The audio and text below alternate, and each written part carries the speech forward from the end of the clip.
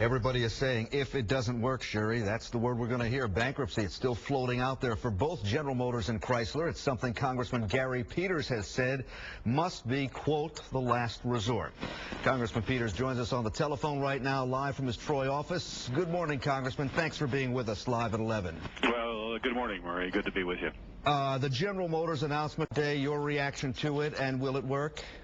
Well, certainly, like everybody here in Michigan, hearing the fact that they're going to be cutting 21,000 jobs is a frightening prospect, and I'm particularly concerned exactly how that's going to impact us here locally. We're waiting to hear specifics of the plan, and that's where we will have to take a good look at the plan as the specifics come out. But I've been telling General Motors and the administration every opportunity I possibly get that Michigan has already been hit very hard by this economic downturn. We've been hit by the troubles in the auto industry, and we certainly cannot afford to be disproportionately impacted by these job losses, which, as you know, are significant, and very concerned about some of the plants that we have here in our local area. Absolutely, and when you talk about Michigan being hit disproportionately, for us it could be a 1-2 punch this week. What are your insiders telling you about Chrysler, as Chrysler races toward a deadline this Thursday to meet the Treasury Department's mandate for a viability plan, Congressman? Well, I was certainly pleased with the agreement over the weekend with the United Auto Workers and the Canadian Auto Workers.